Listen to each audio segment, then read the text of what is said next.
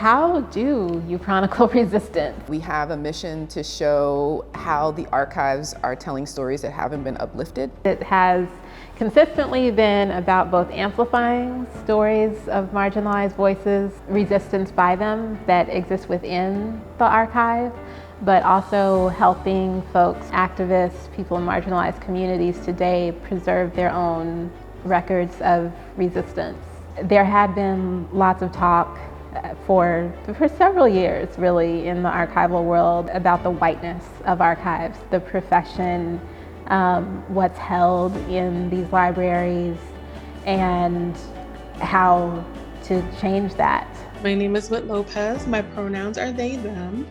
I'm an artist, arts administrator, cultural advocate. My name is Kaliah D. I'm a writer, curator, and culinary artist from Philadelphia. Hi, my name is Nia Minard. I am a culinary instructor and educator here in the city of Philadelphia. Hi, my name is Lan Dinh. I'm the Farm and Food Sovereignty Director here at Wit Lopez. I'm Germaine Ingram. I'm a performing artist, and I think of myself as a cultural strategist. My name is Charlyn Griffith-Oro. I am a multidisciplinary artist. So my name is Katherine Sarwopeni Antarikso, and I'm one of the Chronicling Resistance Fellows. My name is Malkia Okech, and I'm an Activist-Curator Fellow with Chronicling Resistance, a project at the Free Library of Philadelphia. I mean, to me, an archive is a sacred space that you create for the things that you care about. And we create them all the time. It's a complex idea. Archives, to my mind, are an infrastructure, a system of collecting, preserving, cataloging artifacts of history. The archives that are here should represent the multiple facets of community and history as it's evolved in Philly. There are so many gorgeous archives that exist in shoeboxes under your bed.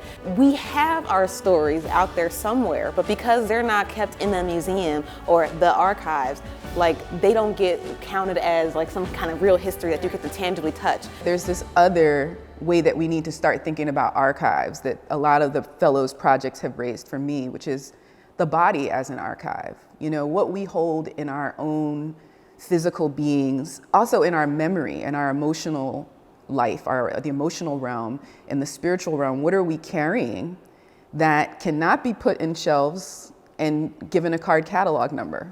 So my project is researching immigration to the United States from Indonesia. I just had this desire to think about what are we as an Indonesian community leaving behind for generations in the future when they come to Philadelphia, just some evidence of us being here. And so I'm also exploring the topics of colonialization, citizenship, what that means for people. My research is not about slavery. My research is about Black life.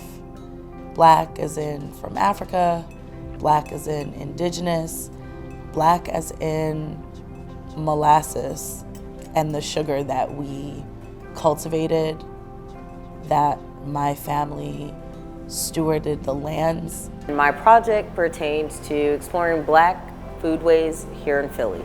I have a thirst and desire to document Black foodways, especially in a culture that I wake up every day and get told no.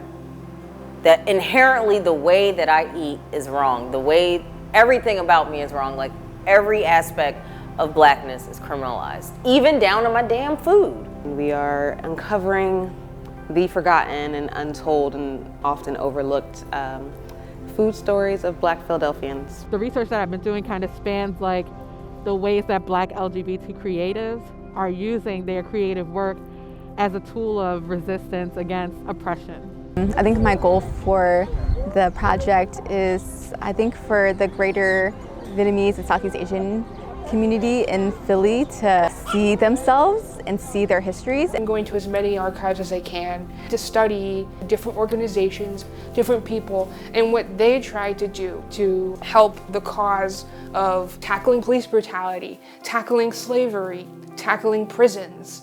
And it's been really interesting, for me at least, to learn about all the different ways that people have tried to do that. You know, people who have been the journalists, or been the scholars, or been the protesters on the ground. There's no one type of person to be a part of these movements.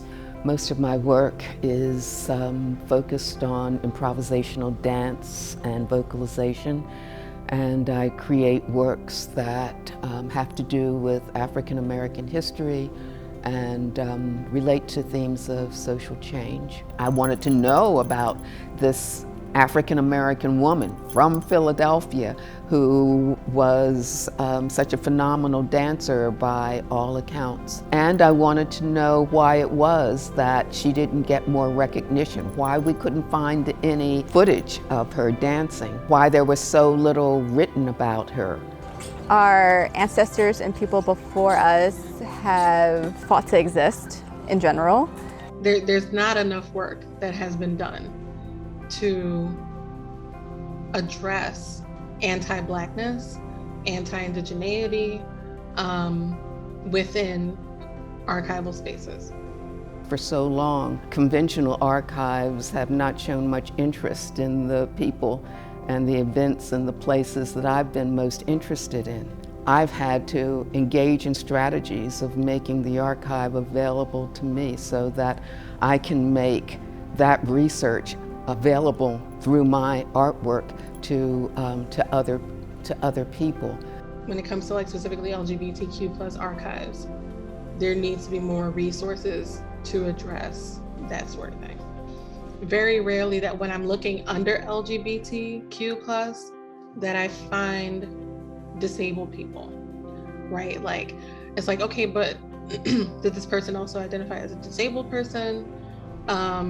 Was it public that they were disabled, or are they, like, does their work talk about disability as well as like LGBT rights issues? What you learn when you confront the archives and you think about the whole idea of resistance, it brings into hyper focus. It's not that these stories don't exist. It's here, right? It's bubbling. That's why we are feeling those vibrations and still doing this work. But the institutions and the people who fund and build these archives, right? There is a perception of whose lives and whose experiences are worth documenting.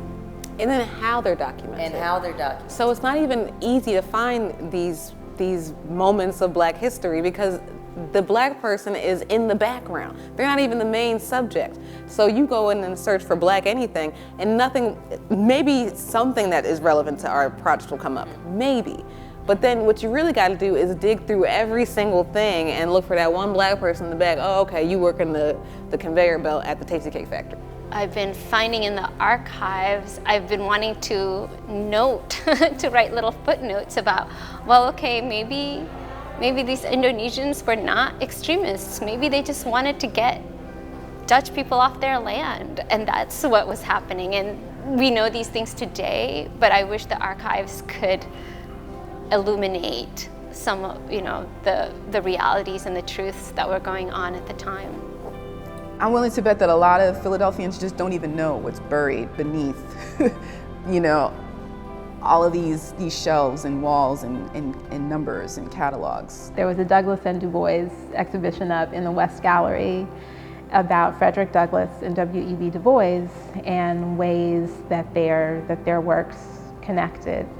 And we took a tour and had a talk back after it, and a lot of people, when they looked at the credits or for where stuff is in the West Gallery, they were like, oh, what's library company? Is that part of the Free Library? No, it's an archive. And why is that even important to my life? It's a Special Collections Library. What's Historical Society of Pennsylvania? What's this? What's that? Oh, these places are here? They're open to the public? I didn't know. Why is that important to my children? My children's children. It hadn't occurred to a lot of people that these places exist, that there is a place where they could possibly take their own stuff, their own history, if they don't want to, preserve it another way. And that also was revelatory for people, and I think really empowering for people to think like, oh, right, my history is worth saving. There's so much more that we are not even gonna touch in this project. That there's so much still underneath of the surface to explore, and not just Philadelphia archives, but archives all over the place that hold these stories of resistance that have been diminished, erased, neglected, buried. These are public spaces. That's something that we need to highlight in this exhibit, that like to activate folks. And it's like just how folks can access the library, but they often just don't have time to, or the facility to. Yeah, because you get free when you know. There has been so much in our history that, you know, the first generations really fought for in order for us to like resettle and heal and be here.